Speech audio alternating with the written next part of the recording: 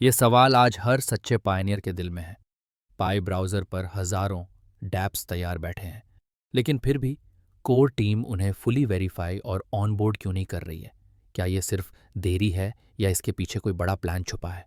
आइए इसे गहराई से समझते हैं। आज पाई इकोसिस्टम में 1000 से भी ज़्यादा डैप्स बनकर तैयार हैं, जैसे ecommerce, education, gaming, booking, health, finance आदि। लेकिन बहुत कम ऐप्स को ही मेननेट एपीआई या पाई पेमेंट सिस्टम की परमिशन दी गई है। कोर टीम की तरफ से ये वेरिफिकेशन बहुत धीरे हो रहा है। इसकी वजह है पाई का मॉडल बाकी क्रिप्टो से अलग है। यहाँ दो वैल्यू का सिस्टम है। पहला एक्सचेंज वैल्यू, जैसे 1 पाई इज इक्वल्स टू $0.65। दूसरा जीसीवी ग्लोबल कंसेंसस वैल्यू, जैसे 1 पाई इज इक्वल्स टू $3,14,159। अगर सभी ऐप्स को आज के एक्सचेंज रेट पर लाइव कर दिया गया तो पूरी अर्थव्यवस्था सस्ती वैल्यू पर सेट हो जाएगी।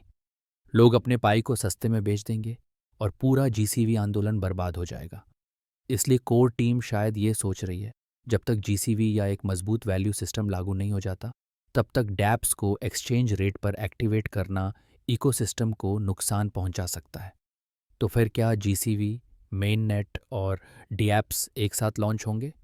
बहुत संभावना है कि मेननेट ओपन हो, जीसीवी फ्रेमवर्क लागू हो, पाई डोमेन का ऑक्शन 28 जून पूरा हो और फिर सभी डैप्स को जीसीवी के अनुसार लाइव किया जाए। इसका मतलब साफ है, कोर टीम एक ऐसे समय का इंतजार कर रही है जब सब कुछ एक साथ लॉन्च किया जा सके, ताकि पाई एक मजबूत डिजिटल अर्थव्यवस्था के रूप में खड़ा हो सके। इसी वीडियो में हम इस बात पर भी चर्चा कर लेते हैं। अगर जीसीवी नहीं आया तो क्या होगा? थोड़ी देर के लिए मान लेते हैं, अगर जीसीवी नहीं आया तब क्या होगा? तब सारे ऐप्स $0.65 वाली वैल्यू पर चलेंगे। पायनियर्स पाई को बेच देंगे, बड़े व्यापारी और निवेशक पाई में रुचि नहीं लेंगे और पाई केवल एक आम क्रिप्टो बनकर रह जाएगा। ना कोई वेब 3 क्रांति, ना गरीबी से लड़ाई। इसलिए जीसीवी की जरूरत सिर्फ सपना नहीं, बल्कि पाई की आत्मा है। कोर टीम जानबूझकर डीएप्स को रोक रही है। जब तक ज्यादा से ज्यादा केवाईसी पूरे ना हो जाए, जीसीवी के लिए कम्युनिटी तैयार ना हो जाए, लीगल और कंप्लायंस स्ट्रक्चर पूरी तरह तैयार ना हो जाए। जरा सोचो, अगर एक्सचेंज प्राइस पर ही सब कुछ करना होता तो आज सभी डैप्स लाइव होते। ध्यान दें, पाई टू डे 28 जून से लेकर साल के अंत तक कुछ बड़ा होने वाला है। यही सही समय होगा जीसीवी, मेननेट और डैप्स को एक साथ लाने का। निकोलस ने कहा, हमने 6 या 7 साल पहले पाई की शुरुआत इस दृढ़ विश्वास के साथ की थी कि क्रिप्टो करेंसी मुद्राओं का अगला चरण है। लेकिन 2018 में क्रिप्टो का इस्तेमाल करना किसी पहेली को सुलझाने जैसा लगा। वॉलेट सेट करना मुश्किल था, यूज़र इंटरफेस क्लंकी था और ज़्यादातर लोगों के लिए यह प्रयास के लायक नहीं था। निकोलस ने बताया, हमने इसे ठीक करने का काम शुरू किया। हमें एहसास हुआ कि यूज़र इंटरफेस पर्याप्त नहीं था। हमें अपनी खुद की क्रिप्टो करेंसी को स्क्रैच से बनाना था और लोगों को शुरू से ही इसे माइन करने देना था। यह प्रयास पाई नेटवर्क बन गया, एक मोबाइल प्रथम क्रिप्टो प्लेटफॉर्म जहां उपयोगकर्ता प्रतिदिन ऐप में जाकर सिक्के माइन करते हैं। इसके लिए किसी महंगे उपकरण या तकनीकी ज्ञान की आवश्यकता नहीं होती। उन्होंने कहा, यह एक सोशल नेटवर्क है जिसके मूल में क्रिप्टो करेंसी है।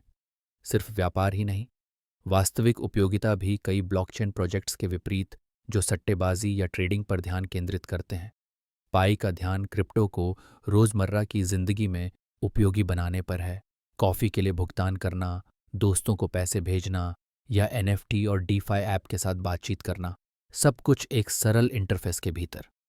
पाई नेटवर्क सिर्फ एक प्लेटफॉर्म ही नहीं बना रहा है, बल्कि ये अपने इकोसिस्टम में भी निवेश कर रहा है।